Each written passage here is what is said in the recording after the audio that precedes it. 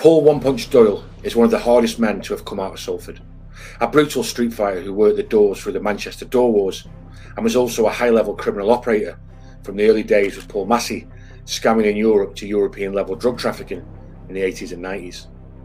Damien Noonan, a bear of a man of the notorious Manchester crime family the Noonans, was a well-respected figure in the underworld, sharp, ruthless, and also a phenomenal street fighter. Both men were good friends of Salford's Mr. Big, Paul Massey, but at this particular time there was tension between Massey and his associates, including the Noonans and Paul Doyle and his partner, the ferocious Graham Bowman, over the control of pubs and clubs across Manchester, Salford and Bolton. It is alleged in Paul Doyle's book, Surviving the Madness, that one summer evening at the Inn of Good Hope, Ecclesall Road, Salford, which was under the control of Doyle, Massey and a firm of associates, including Damien Noonan, turned up uninvited.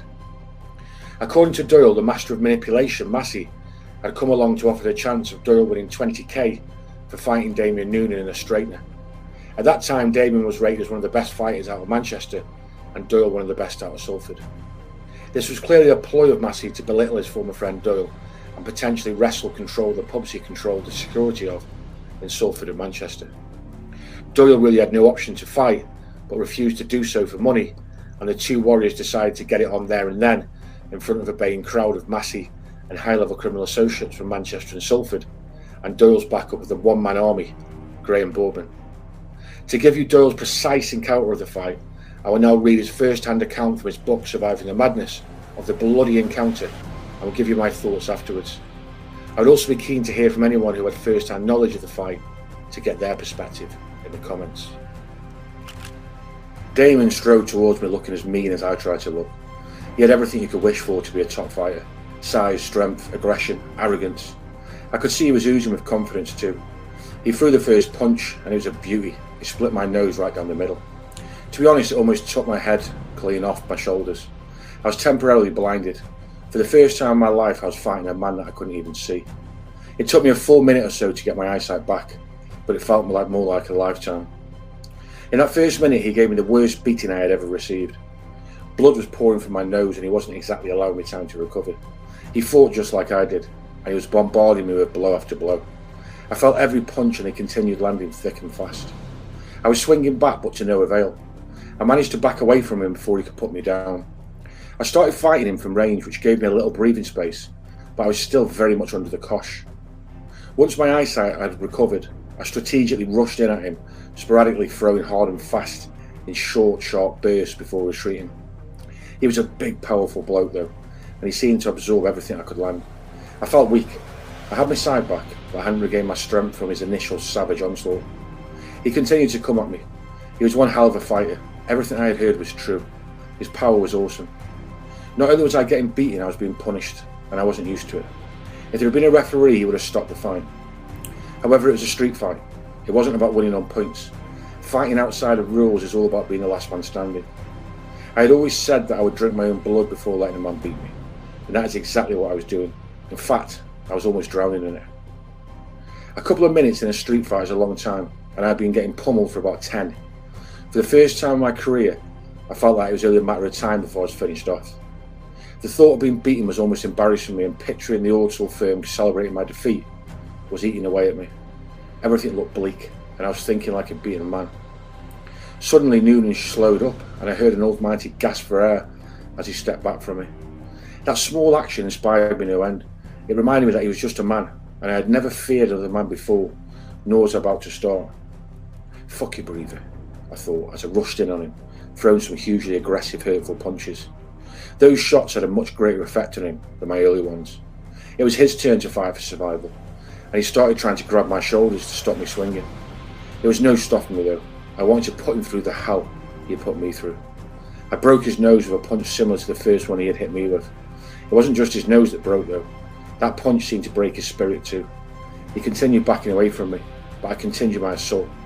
He bent over trying to raise a hand to protect himself, but I lowered myself before launching an uppercut hard into his face. There was nothing coming back after that. He was still on his feet, but he was exhausted. We both were. I grabbed his throat and tilted his head back, in two minds whether to break him or offer him an end to it all. "Enough now," I suggested. "Enough," he said. "You've beat me. but it's only because you were fitter. His opinion didn't matter to me at that point. I turned and walked away with my head held high. I launched a glare in the direction of Massey as I headed back towards the pub. There was no need for words, the look said it all. I had 2 black eyes, my nose was split right down the middle, and God only knows how many pints of blood I'd lost. I wanted to cry with the emotion of the victory. As I passed Graham, I gave him a little smirk as if to say, how did I manage that? I considered that to be my best ever fight, although some folk that witnessed it believed it was my worst.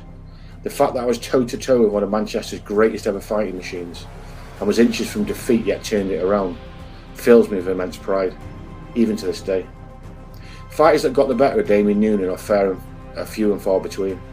I realise that most who knew me expect me to simply knock out everyone I go up against.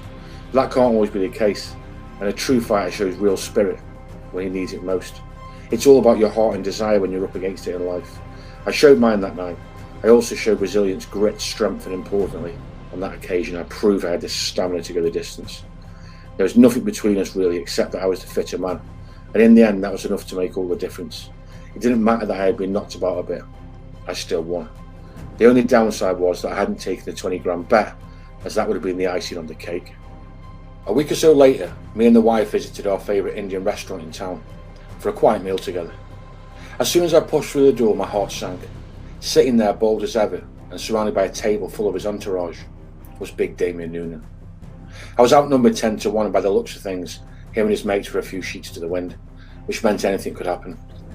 I had no choice but to swagger in like I didn't have a care in the world. Deep down, however, I feared for mine and Jeanette's safety, if not our lives. No sooner were we inside, Damien rose to his feet and bellowed across the restaurant. One punch Doyley himself. I felt my pulse quicken. Of all the effing nights to fancy a curry. That man over there, Damien continued, is the toughest man I have ever faced. He couldn't knock me out with one punch, but he gave me the fight of my life. Get him and his good lady a bottle of your finest champagne. In fact, get our table a couple of bottles and we'll raise a glass to him too. I couldn't believe it. I was expected to be attacked by him and his men. I actually found myself being offered a bottle of fizz courtesy of them, or so I thought. I thanked him for his words and me and Jeanette continued over to our table, which thankfully was on the other side of the room.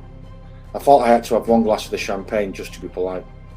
Jeanette made light work of the rest of it. Damien shouted over to us again as him and his crew were leaving. Never the quiet type, he announced for the whole restaurant to hear, not to mention with a huge grin on his face. I hope you enjoyed your drink, Doyley. I raised my glass to him and nodded, grateful that they were leaving. And nothing had kicked off. It wasn't until we had finished our food and asked for the bill that I realised why his grin had been quite so large. The cheeky bastard had only told the waiter to put 3 bottles of champagne onto our bill. I couldn't help but grin myself. Typical Damien, larger than life and the outspoken joker through and through. Okay, so that was a short extract from the book Surviving the Madness from Paul Doyle. I hope you enjoyed that. That was an epic fight between 2 of the hardest men, one from Salford, one from Manchester. But we've only heard Paul Doyle's side of it. I've not been able to verify the fight with anybody else from the Noonan side, or anyone who was there to watch it to verify that. I'm not suggesting Paul would lie about it, but it's always good to get a second side. So any of my subs from Manchester, if they know about it, if they feel that is an accurate account of what happened between himself and Damien. Obviously Damien's passed now tragically in an accident whilst on holiday, so he can't have his say. So let me know in the comments if anyone knows, and if you've got any other videos you'd like me to cover, by all means pop it down in the comments and I'll add it to the list. Take care.